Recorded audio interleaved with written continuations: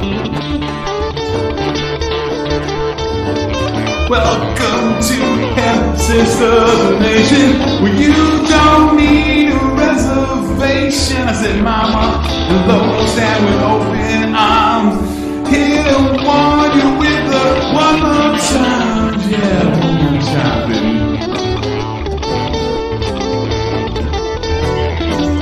Welcome to the nation.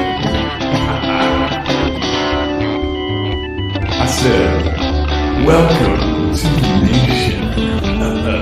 Good evening, and welcome to another episode of the Hempy Hour. I am one of your hosts, Gina Mama Epps. Lola Carter. Together, we are your favorite hemp sisters over from the Hemp Sisters Nation with Itchy. Well, it's fresh haircut, yeah. Not just coming here half-assed, guys. Today, for the second time, we are talking to our buddy Kevyn. We adore Kevyn. Kevyn Kelly, you guys met last year, about 9 months ago. He's a drummer, works with Manic Sound Expulsion, KingZilla, works with Blake and Sadie, and just an incredible human being, all around great human being, incredible artist. We adore him, and we'll probably be talking to him again. Yeah, well-versed. Yeah, just righteous man. Yeah. We want you to know him like we know him. So yes. Without further ado, Kevyn Kelly. I was telling Gina, we always start we always have these great pre-talks, and then it never. Yeah, we got to start recording it all. Yeah, I'm gone. Okay. But people are in a weird place. You're right. It's a weird time. And we talked 9 months ago. We were just talking about that. Last time we talked was 9 months ago, and nothing's gotten less insane. Everything's gotten more crazy. How's that even possible? Yeah, it's gotten more intense only because well, people are hurting, man. You know, anxiety rates are up, depression rates are up, violence rates are up. And so, you know, what's really causing all of that? So for me, I sum it up to what's already in a person, the condition of their heart is there. But you put them into a situation like the pandemic did. Yeah, fight or flight. Right? And now you have intensified that. Right. So now we're seeing the real person that someone is, and they just don't give a damn.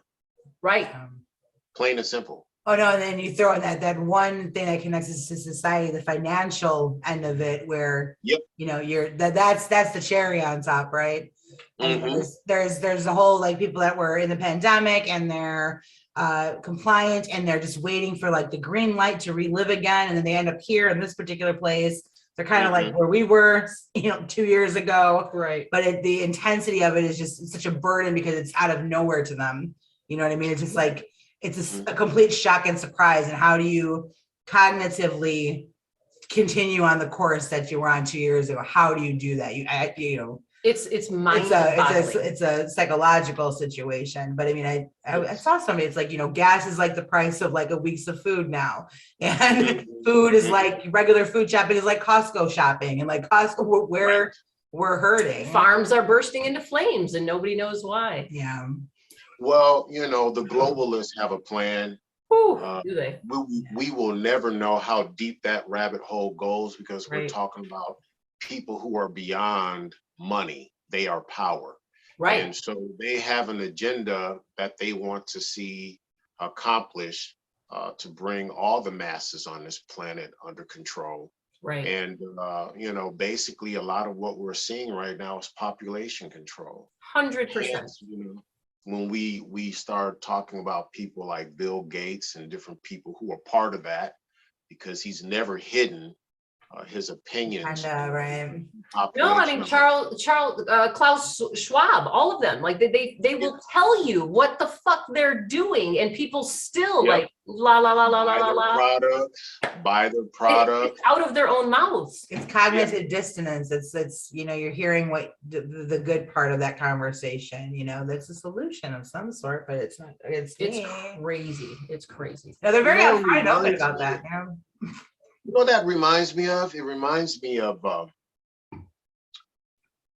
and don't quote me 100% on this quote, but 2 Timothy 4344 says something to the fact that the people would rather accept myths, basically a lie, then because that's what tickles their ear. Yes. Than to hear the truth. Well said. So it's and you see that. I mean, like, if you tell someone what they want to hear, it's all You own good. them. You own them. But if you tell them the through. truth, they don't want to accept the truth. That's like, and not only do they not want to accept it, you're the asshole for being honest. You're a terrible person. You're rude. You're racist. You're disrespectful. You're this. You're that. You're all these terrible things when all you do is just disagree. But all of a sudden makes you the devil. Like what? It's well, and that's where we get into a situation that we have with the two-party political system that we have. We have a situation in this country now that neither side sits down and speaks and talks and have understanding of the other side's position. They literally create a gang mentality. Yes. Democrats, on both sides, you nailed it. Right. Democrats are blue. May as well say they Crips. Republicans are red. May as well say they're Bloods. Absolutely. So, I mean, and the way that they handle each other is nothing short of violent. Look at the people who are following either side. Man, they have a certain view on the other side, and it's not good. Yeah, it's scary. You know what I mean? Yeah. So, you know, it's really funny because here in Nevada, to vote for the governor is coming up November of this year, a new governor. Gubernatorial race. So, I personally don't like the governor that we've had or how he handled the pandemic situation. So I'm looking at candidates to vote against him. Sure. Well, you know, we're registered as nonpartisan in this house. You know, for me, it's like whatever side is speaking the proper thing that may be the proper way to go for the nation, then that's what we listen to, right? Right. So I come to find out, you know, during the primary that we had to vote.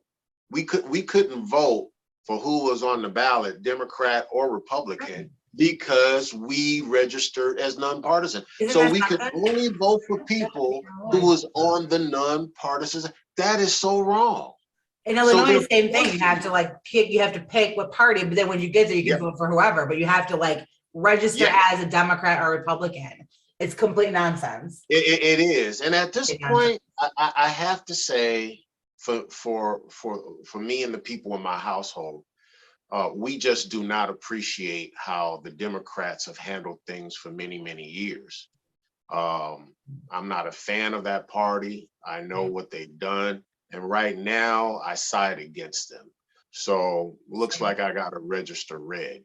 Well, no, and we're in the same boat here. Like if you don't think this is your only choice.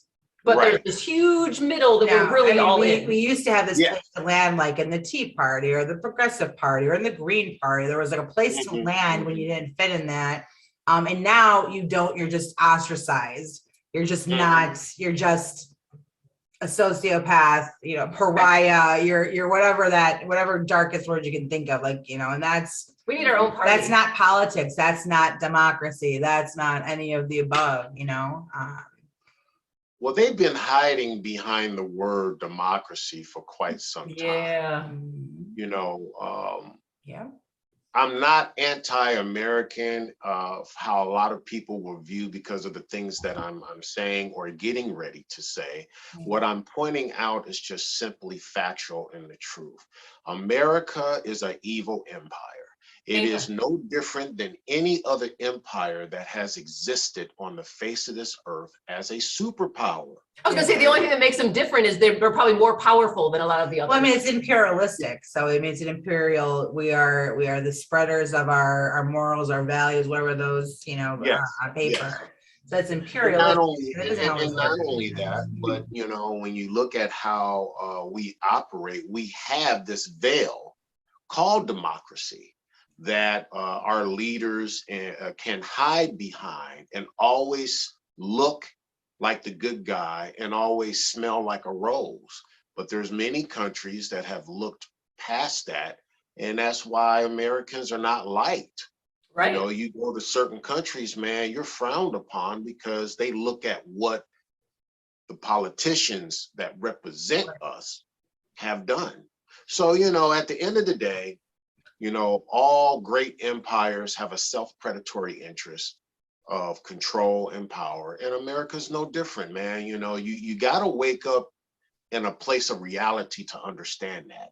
Now, a lot of people we're over here choking on the Ukrainian flag as we're stepping over homeless and starving people in our own country. But where we got Ukrainian flags flying all over the place because that's what we're supposed to do. Because, you know, they tell us we're supposed to feel sorry for them and give our money to them and do all this and do all that. But our own people are suffering and we're not doing shit. And if you bring it up, you're an asshole because you don't want to help the Ukrainians. Like there's like, again, no gray area, no middle point here. It's just, you know, if you have any outside opinion, you're an asshole. That is a great way how the Democratic, look, the Democratic Party are brilliant. Matter of fact, I'm gonna say they're beyond brilliant. They have had decades of practice. Maniacal. Yeah, diabolical. Manipulate the mindset into believing, walking, talking a certain way. And look, like what you just said is a real thing. People are more concerned about Ukraine than what's going on at home. I'm gonna give you an example of something. Here in Las Vegas, the homeless problem is a real problem. Tourists going up and down the street see homeless people sleeping on the concrete, in the bushes. It's a horrible thing for Las Vegas to have happening. And what's going on is that inflation has hit the city so bad that people are literally living out of their cars. They've been kicked out of their places because rent, if you don't own your home locked into a fixed rate of what your payment is going to be every month, man, they jacked the people's rent up anywhere from $500 to $1,000 more a month. Oh my God.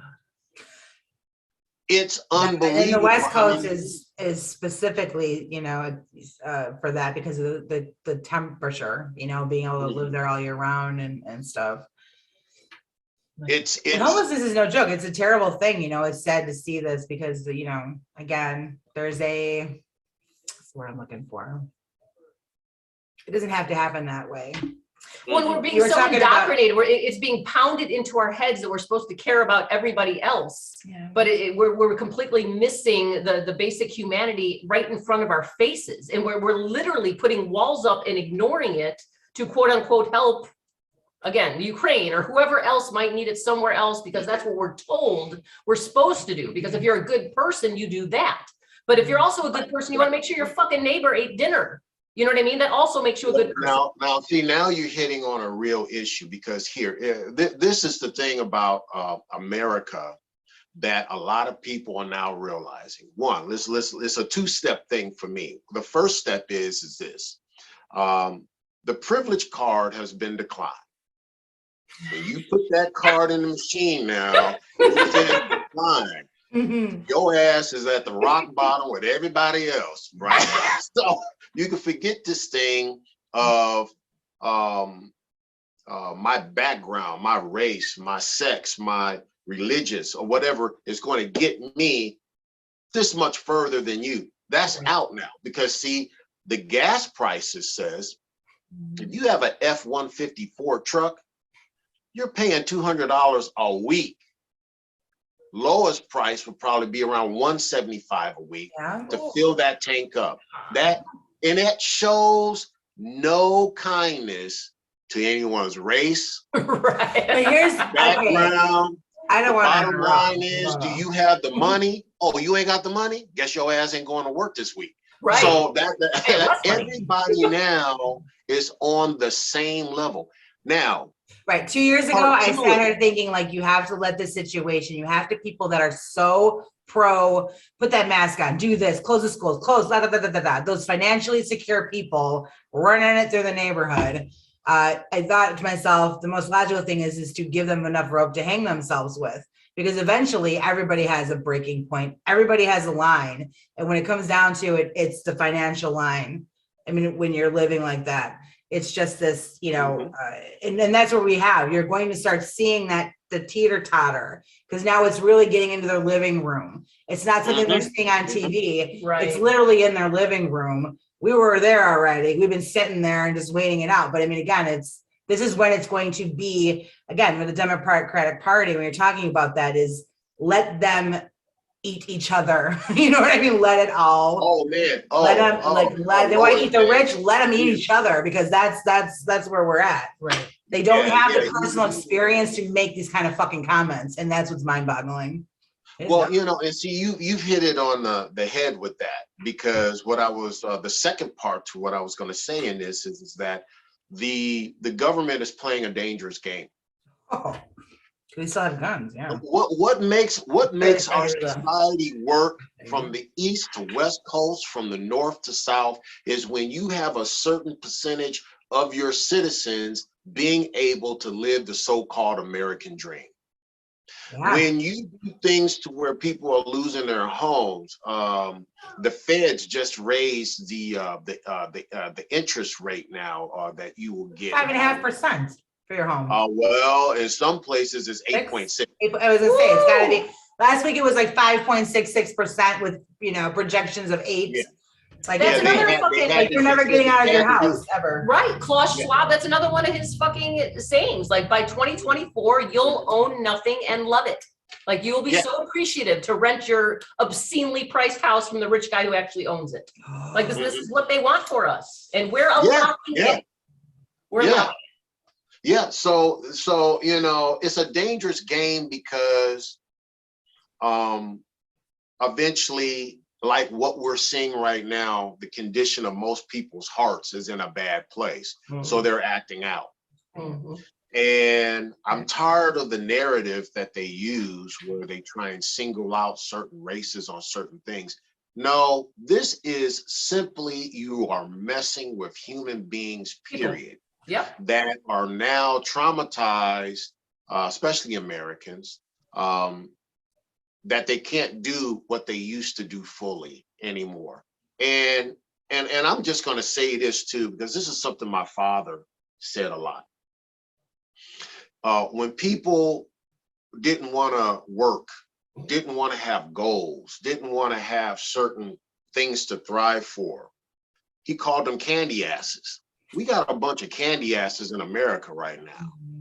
Sticky shit on the back of their ass, and when they try and get off the couch, the fiber pulls them back down in place, and they stuck there. And it's a real issue.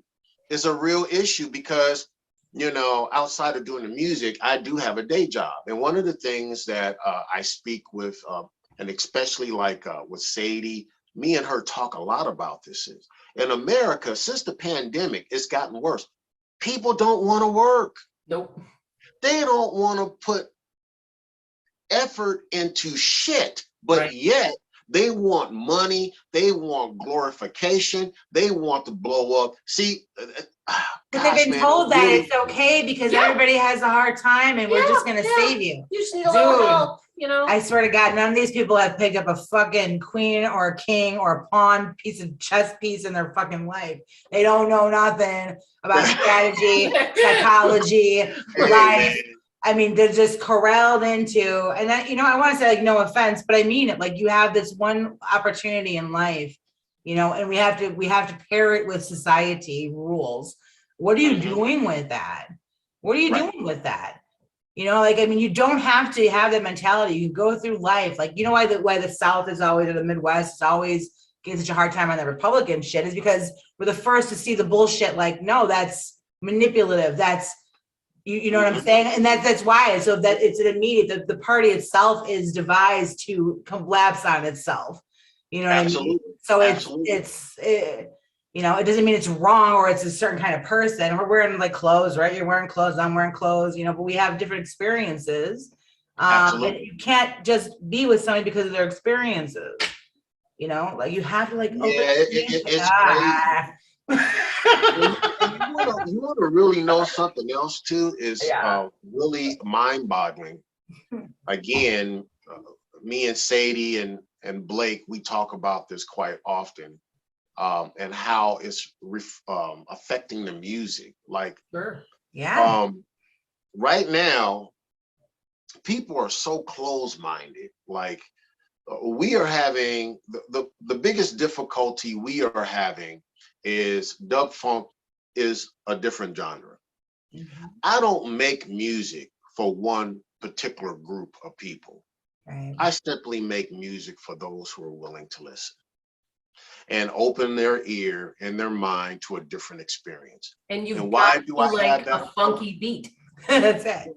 And the reason why I take that approach is I appreciate the fact that my father and my parents allowed me to listen to different types of music. I was exposed to a lot of different cultural things coming up in Toledo, Ohio. We have museums, we had theater where you could go and watch plays.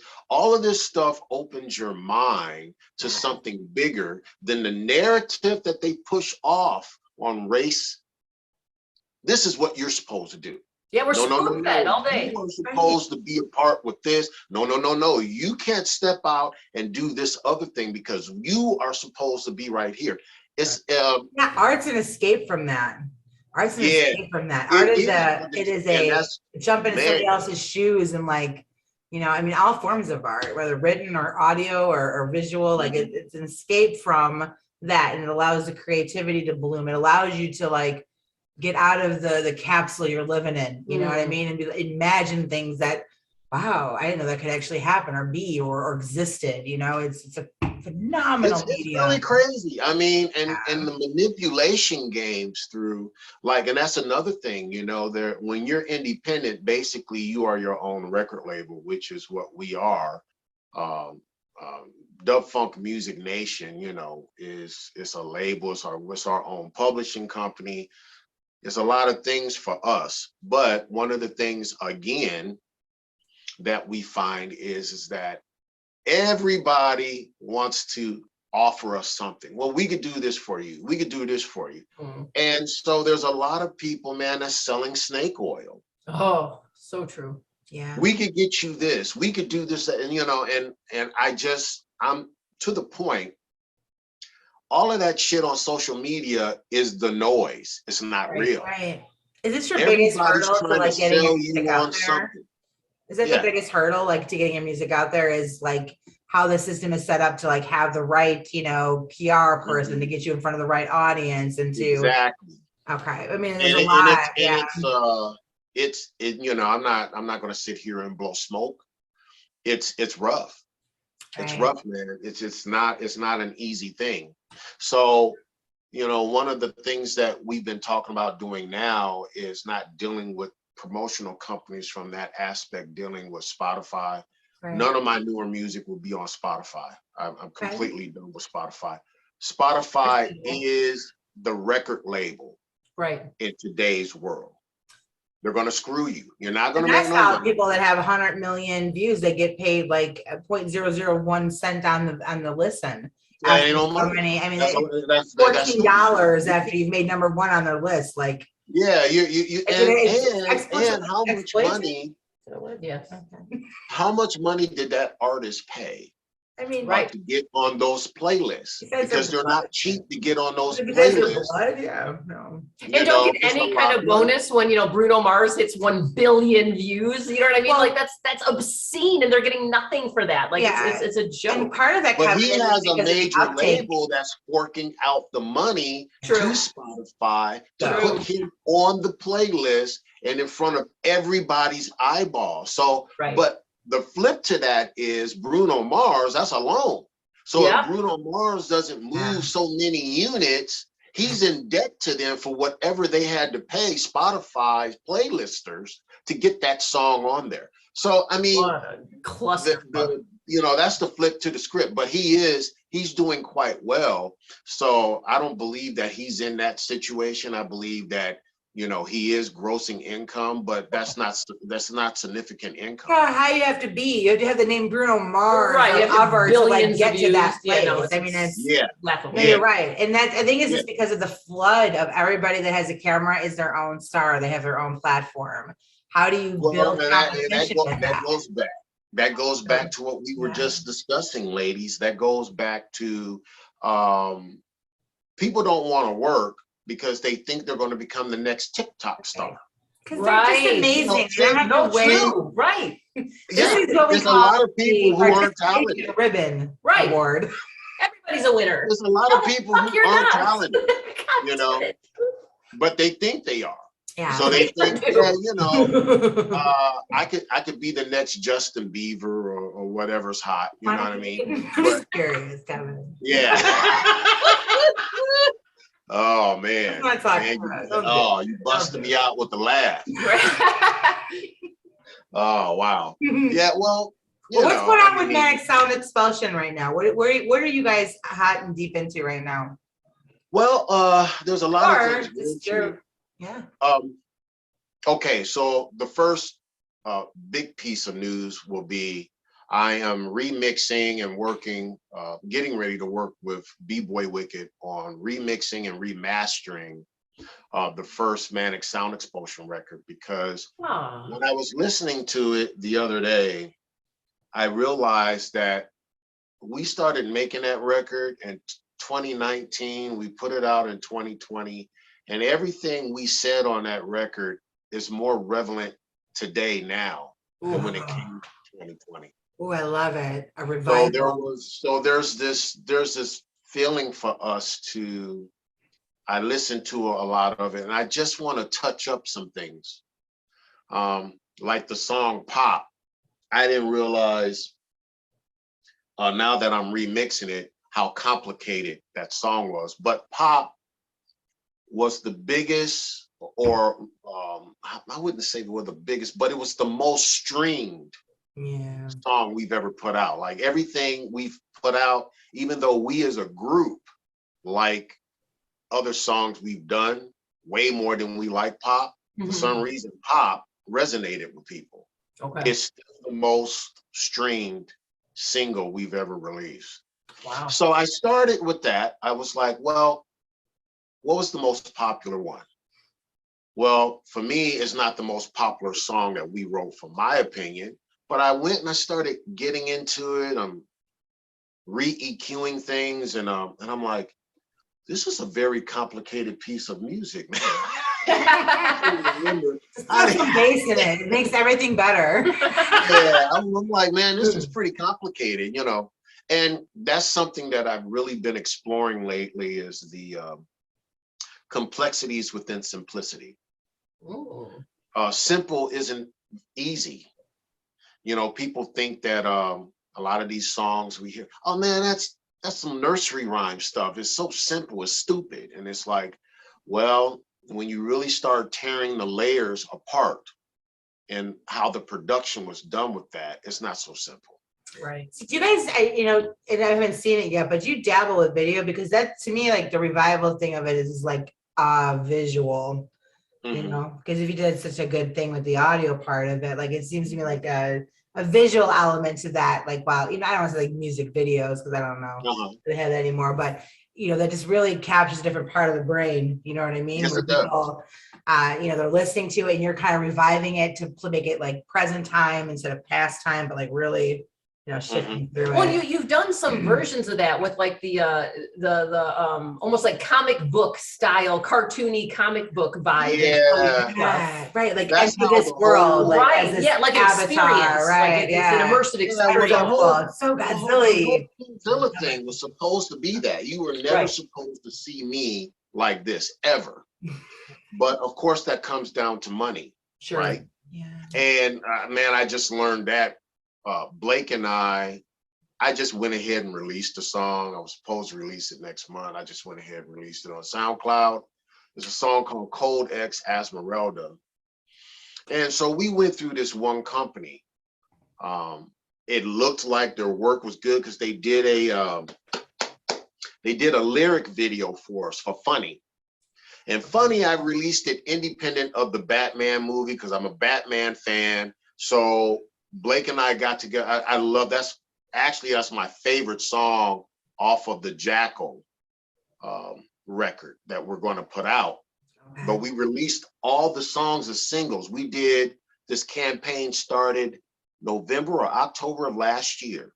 And every 30 days, we put out a new song, just putting it out. And so, and this is all songs that's supposed to be on the Jackal. So when we came to Code X ASMIRELDA, the story that Blake tells in the song, I said, man, we need a video. But the video can't be you seeing us like this when we don't have the budget for it. Right. Because the story is intense. I said, it would be better for us to find an animator to do it. Man, ladies, we went with this company, and this is another example of what I was saying earlier. We got the footage back, and I'm like, you got to be fucking kidding me. Aww. You know, money. Get a hold of the closest school that you have for that particular field. Get a hold of those schools. They on their bulletin boards, go to their websites. They're all up looking for hire. They don't want anything except the experience. You know what I mean? Mm-hmm. You help them. They're not ramen noodles, you know? Right. No, honestly. Yeah. There were these long periods of time where it's like, man, you got to draw more stuff. It looked like cardboard shit with too long of scenes where you're really not saying anything, and it's like, did they read my notes that I sent them? Did they listen to the song? No, you know, were they able to translate my words into a visual experience that matched it, my intention? And they couldn't do it. So, you know, I had to take that as a loss. Right. Because when someone sends you a first draft of something, I know from a business point of view of what I do in this room, I'm not going to send you, if you're a client of mine, I am not going to send you something that will really make me look like I just did some half-ass work. Yeah, no, best foot forward for sure. Absolutely. Yeah. You know what I'm saying? Because that's really important, especially when you've got that kind of story you want to tell. Like if you can't connect visually with it, if you're going to do the visual route, you lose it. You lose the meaning of it. The song is brilliant. So the song, Blake wrote it. It starts, he's a detective. And in Hollywood, there's Mansion 53. And in Mansion 53 is this rich person. And he's surrounded by other rich friends. And the rich protects the rich. So he's got this innocent girl that he's in there just tormenting, doing all this BS to. And he's the detective. And so they're racing in on this guy. Now, what's going on is while she's being tormented, I'm in the room. I'm an angelic figure. I'm dressed up. Okay. But I'm keeping him from killing her until Blake and the police can get there. Wow. So when he arrives on the scene, he goes through this thing in the bridge where he starts talking about how he's going to free this girl from the tortures of the rich, right? And during that scene, what was supposed to happen in the song, you're supposed to see a family sitting on the couch, watching this on TV, eating popcorn, and their mindset is looking at what is really a very bad situation as entertainment. That's America. Ooh, oh my God, I did too. It's so hard to find somebody to translate that visually, and oh man, they fucked it. Oh, yeah, nailed it. That's so true. Yeah. Wow. So they're sitting there watching popcorn. So like, numb to everything. Nothing, right? Numb. So they get in, and at the end of the bridge, you'll hear in the lyric, he goes, "So I'm ready to free her. I've got a silver bullet ready to put through his head." And at that point in the song, you actually hear bam. So he gets killed. The whole time, this angelic figure has been in the room stopping this from happening to her, but I let him get what he deserves. So they take her out and I disappear because the angel's job is done. Right. And so that's he switches from "I'm going to set you free," and of course he starts saying, "ASMIRELDA, now that you free, let your wings spread. You are free." So So that's the song. Well, you know, we tell stories, and I think that's why I will not label our music. You know, when you put it on these platforms, they want to put you under an identity. They want to say you're hip hop, you're rap, you're electronic, you're this. Well, we're not. Do they have Lo just said something? I don't even know if you heard her. Do they have anything? Do they have any like crossover between these audio books, but like audio song book type thing where you could tell a story, but it's music, but it's also a story? Oh, I think that would be Oh, something for us to look into. wow. I mean, you could literally just go and get like a Flipbook software, throw your track behind it, and have some kind of old school like "Take on Me" aha shit happening. Yeah, right. Just like flipping. You know what I mean? Like super. It doesn't have to be a $3 million production. Right. You know what I mean? Like and you know the thing was, these guys sent us the video, and I'm looking at it. Sadie looked at it. Blake looked at it. And so Blake went in on it first. He was like, this is horrible. Did they listen to the song? Did they read your notes?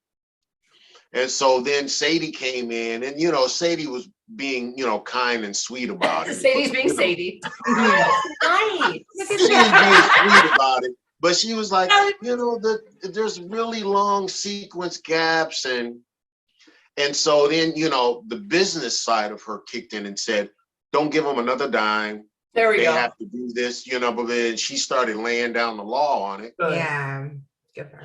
And I just when I get to a certain point where I'm like, I don't believe, it's not worth it to me to have a conversation with you about doing what's right.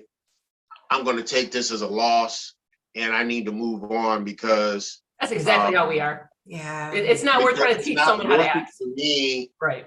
Because if we keep doing this, I'm going to escalate into something I don't want to be. It's gonna get ugly, right? You gotta find that artist, that starving artist that can relate to the story. Otherwise, it's just a guy that took a class on computer graphics and how to do things in an animated way.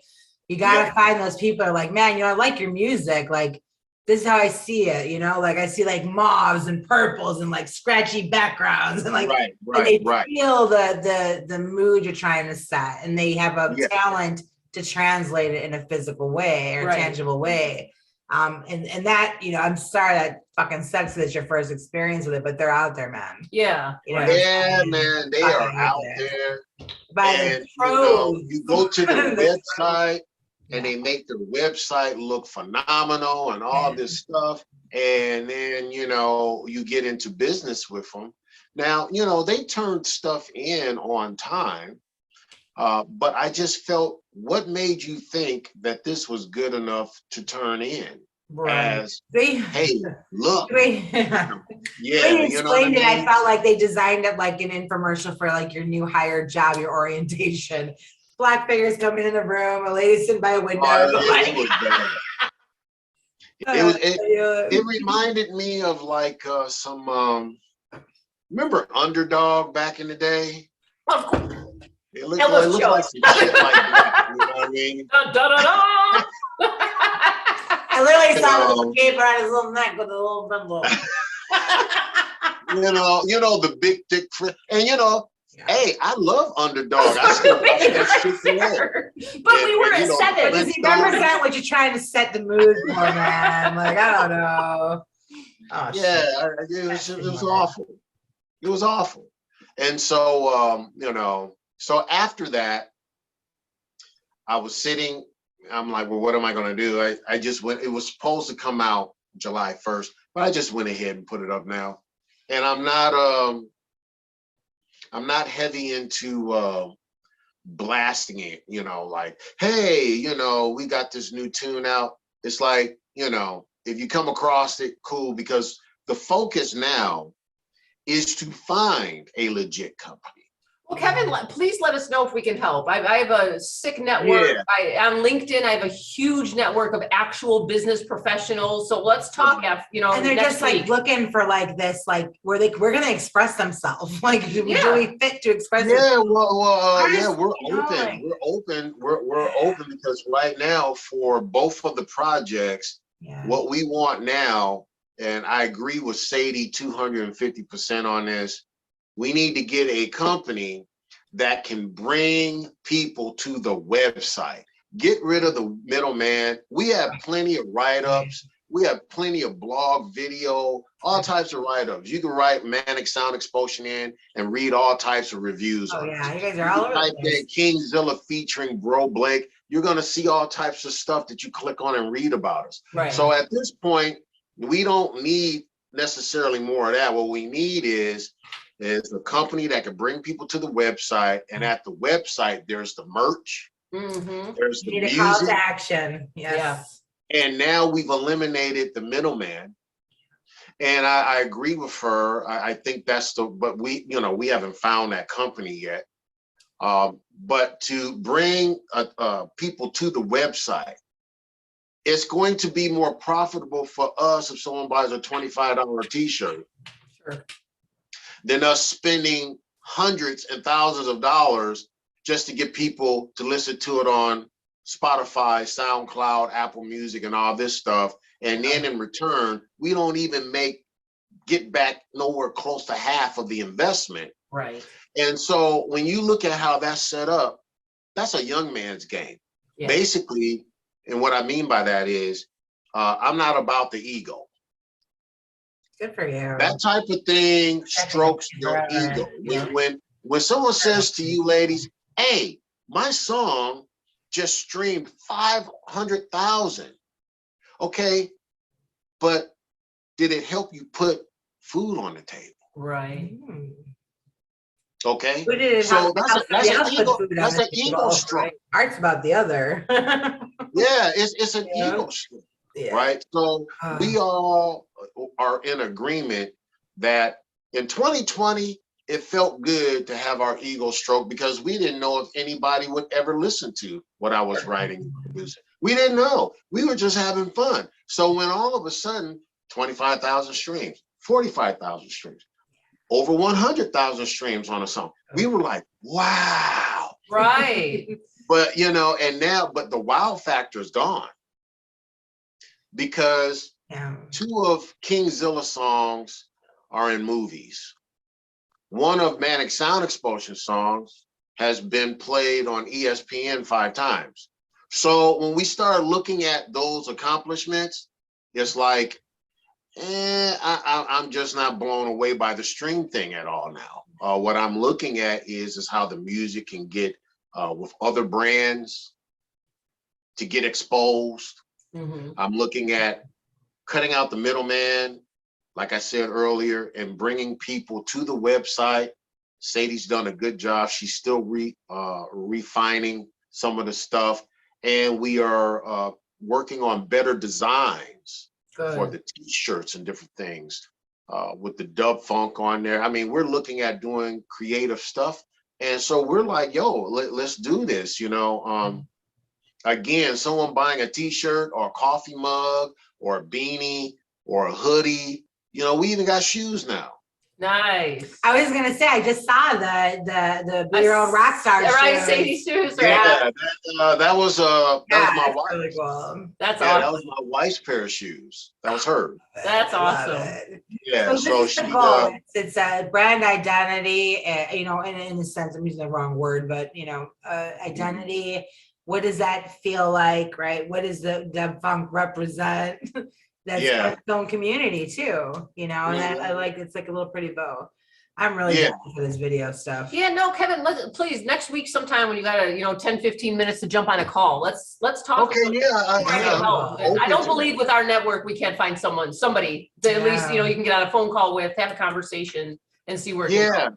Yeah, because it's been like, wow, man, you know, it's a lot of fake people out there Oh, perpetrating Yeah. that they have skills or experience. And you go to their website, you think you've done enough research on, and you find out it's all BS, man. no, You know? we're So swimming in it was bullshit. it was a little bit of a sting, but you know, I kind of look at it, I had to swallow it like this. I could always make more money.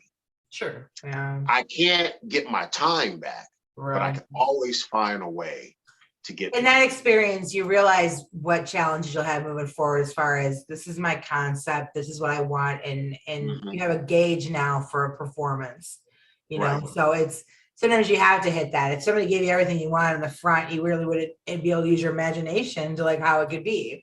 That helps you kind of like push and say, okay, you know what? I know I don't want that at all. Right. Like, No, honestly, I don't want that at all. Me, Like I have a clearer vision of what I exactly want. Thank you for rooting it for me, you know. yeah, you know, that experience right there really for me, it was exhausting and draining.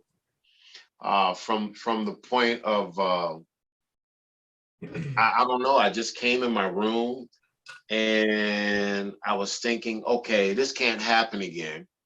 But what I'm going to do now is just focus on the music and not the idiot I was dealing with. Good. That did subpar work. Right. So I'm just focused on, you know, because I've got a lot of songs over here I have to finish. I also, you know, taking this endeavor of remixing and remastering the first Manic Sound Explosion record. But we're also going to put new songs on there. Deja Vu will be included on it now, as well as Be Your Own Rock Star and this poetry piece, which will end the record called Dreams. Oh, that's awesome. Yeah, It's I'm loving that Def County. that's a really cool that's a really cool piece. Like you hear the waves crashing against the shore. Oh. And I wrote these words for her to say. And basically, with everything that's going on, the dream is that you've heard everything on the record, right? If you've listened to it in its entirety, you will hear everything on the record. And when you get to this particular piece that closes the record, you will understand that the dream was everything was effed up. And in her dream, she's talking about, I wake up, the sun is there, I'm walking, and I've got the sounds of like children laughing and playing. And she comments on that. People are happy, right? Yeah. Children are playing. And then I realize that that is my reality. And I made her repeat that. That is my reality. In other words, with everything that's going on, because that record is, in my opinion now, is more powerful than I ever thought it was. I was just writing it when it happened, but looking back on it, it's a pretty deep record. I enjoy the deep stuff. I like that. I really enjoy the makes you think. The puzzle of what's going on, like that multi-dimensional, you know. Yeah, even the name of it, I called it that, not really realizing what an impact it feels like for today. The name of I mean, you look at the name of the album, it's called a Sound Experience for the Loveless. Oh. There's a lot of loveless people out there right now. A lot of hate, man. So, you know, if you could give someone a sound experience that it's letting you know, hey, we know this is what's up, but we could also rise above it and be cool. And have love and respect for one another. So, you know, I was like, wow, man, that was maybe that record really wasn't meant for 2020 as so much as meant for now. Right. The aftermath of it, right? You're at the end of the emotional, you know, there's like 12 stages of grief. And it's kind of applicable, you know what I mean? Like to the acceptance part of everything. What do you do with that? Right. You know? It's really Yeah. intense. That's super deep. Yeah. So, you know, I'm looking at that. Like I said, I started on pop.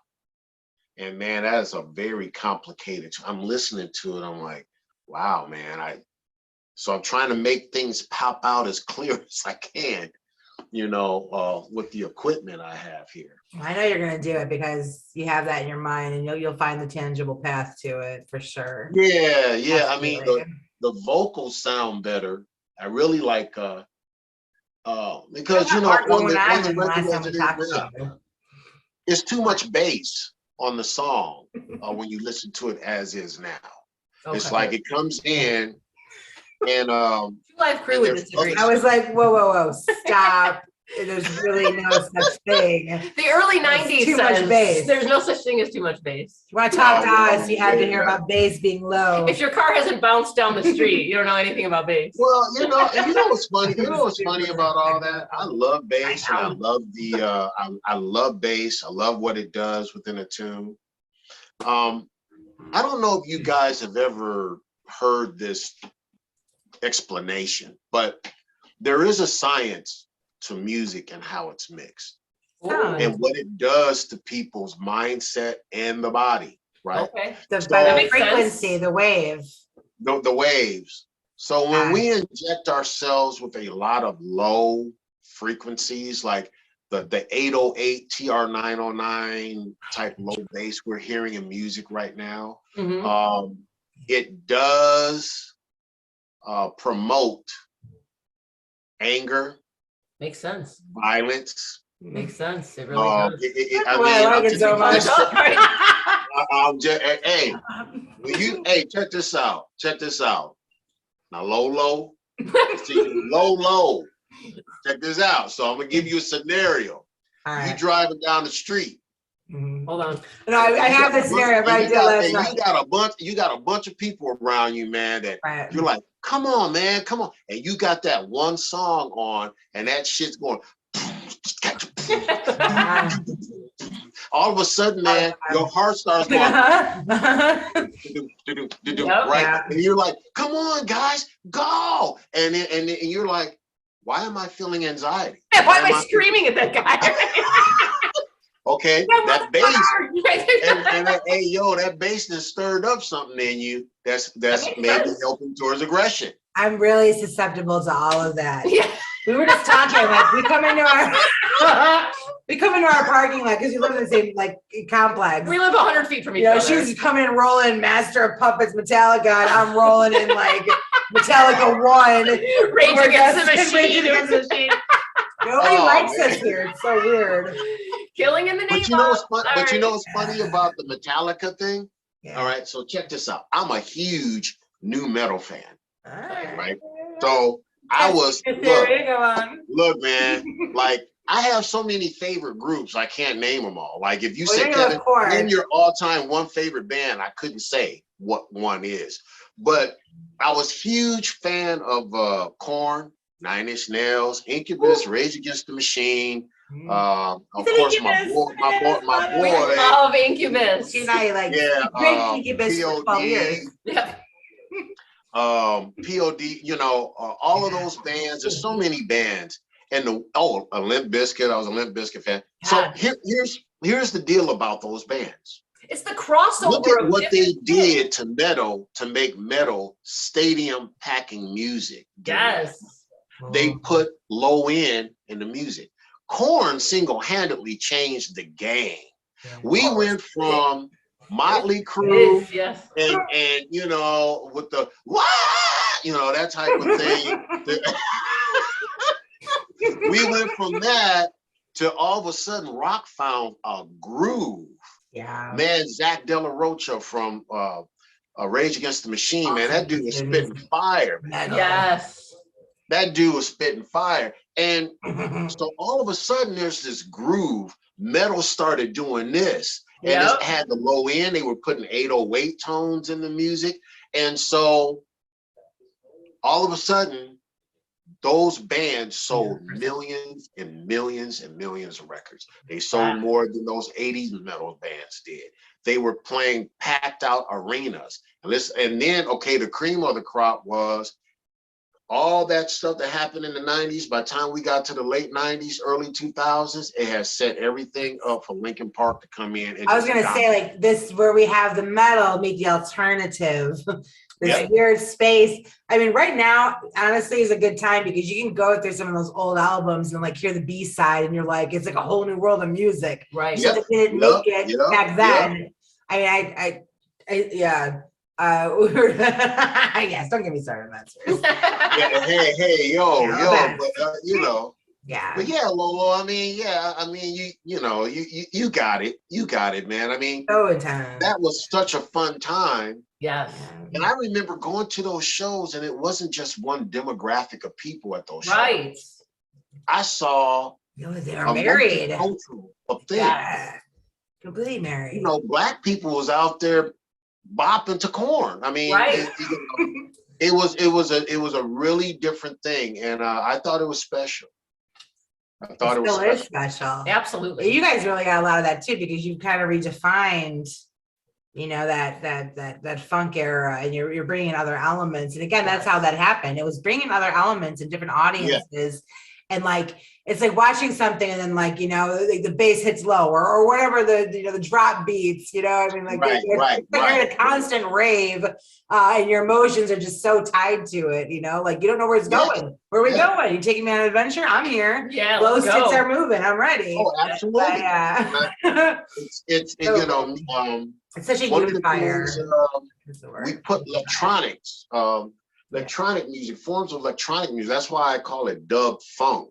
Yeah. Like there's the element of funk, but the dub for me was dub step, drum and bass, using the electronic sounds. I really dug that stuff. When I heard dubstep, I was like, wow, that's pretty trippy, man. And some of the beats, it was just phenomenal to me.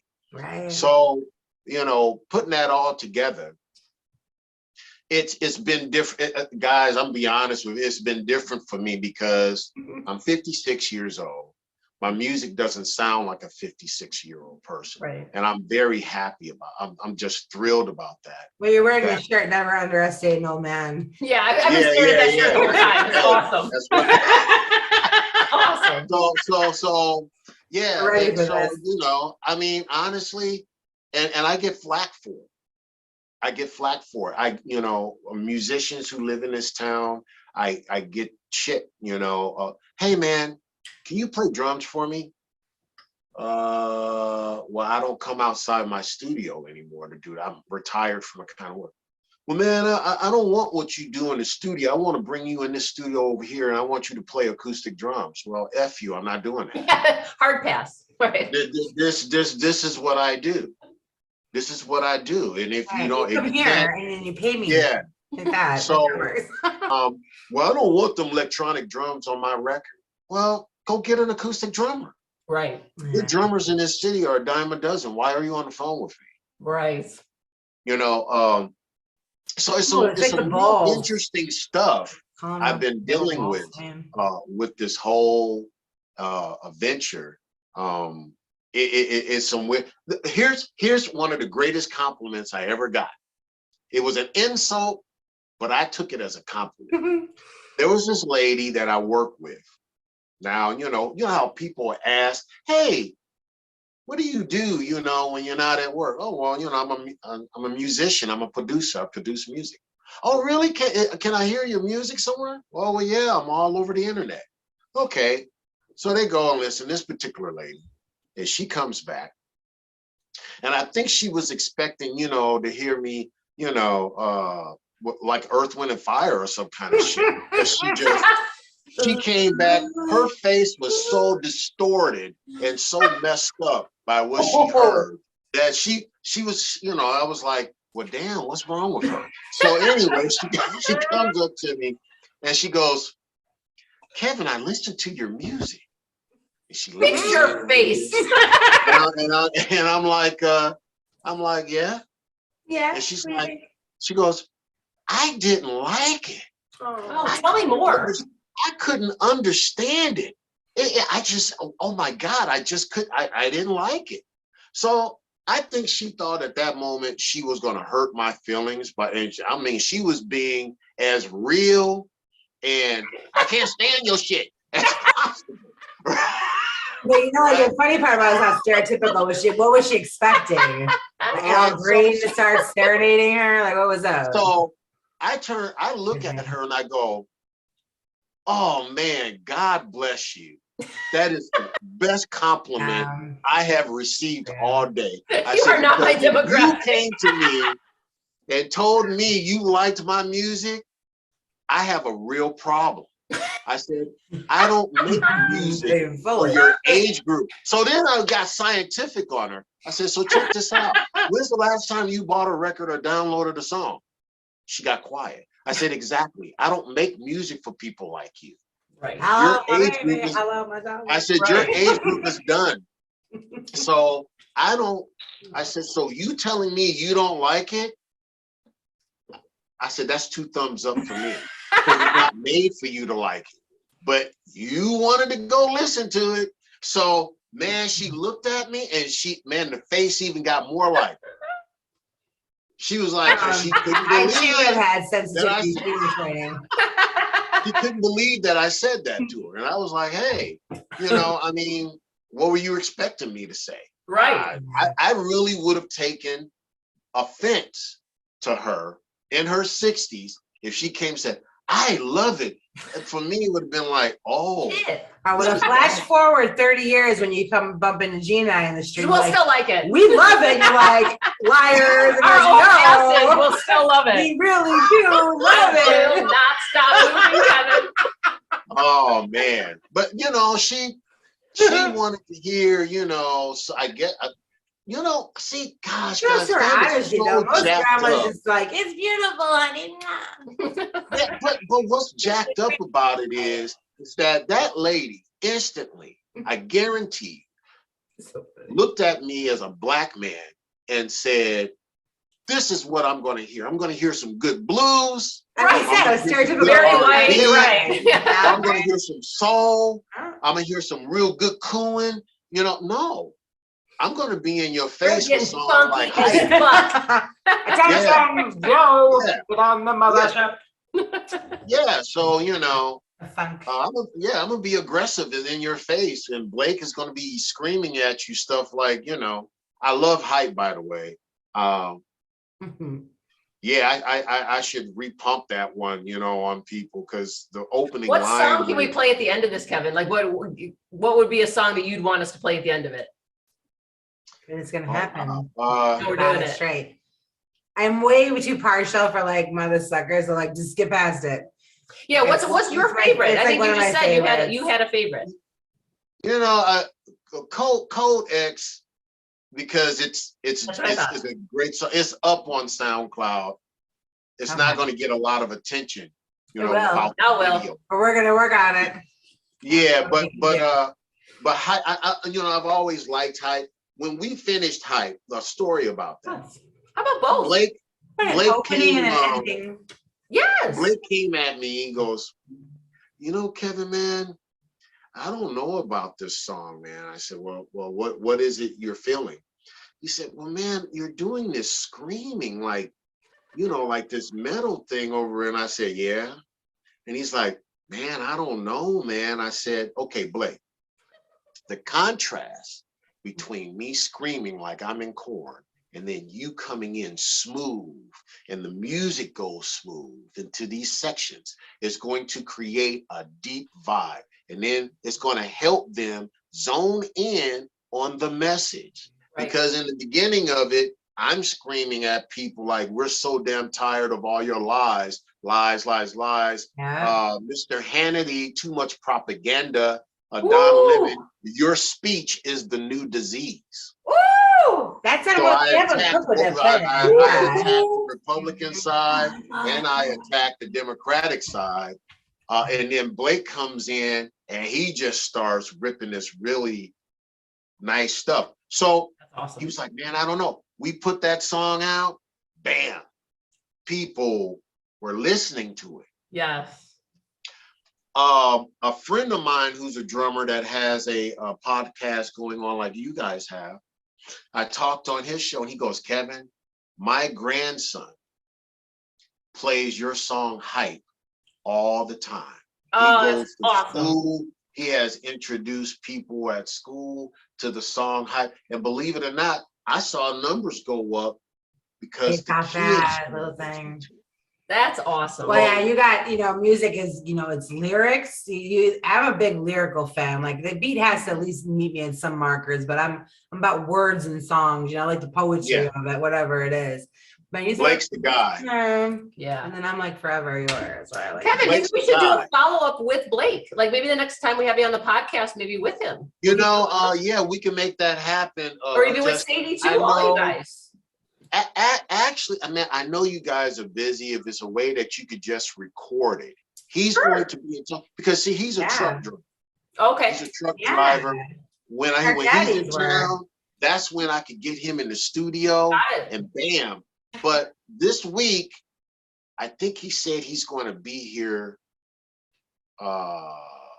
Tuesday, I think up to Sunday. Now, if it's possible, maybe next Saturday, Sunday, and you could just record it and you can have it saved on file. Yeah. He's definitely the one for you guys to talk to. That's awesome. I think it's so interesting, like for, from the beginning of it, the lyrics, how you guys put things together, where are you tapping into to bring those experiences to everybody that's listening? Yeah.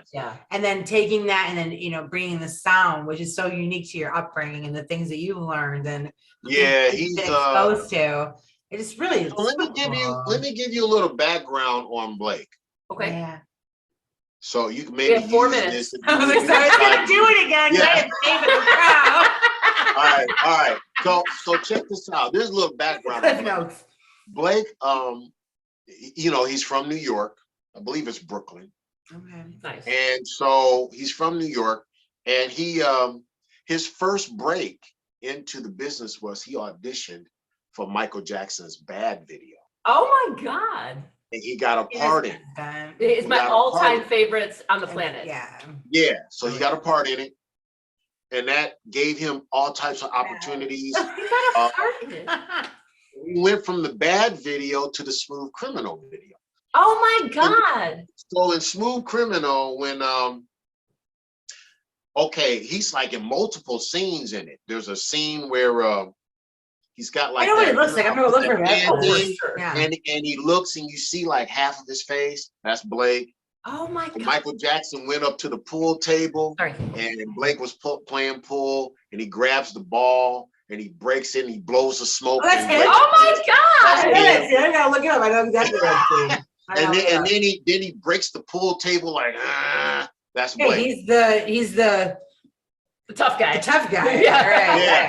Yeah, that's Blake. Oh, that's awesome. He was also Eddie Murphy's stunt double in the first Coming to America film. Oh my God. I can see that. So he's been around, and we met in Kenneth Felt's production when the New York Hotel first opened. Wow. We were in a show together called the Manhattan Show, and that's when I met him. My other all-time favorite, Alice. Go on. So he was the tap dancer in the show, and me and him and that was like around 97.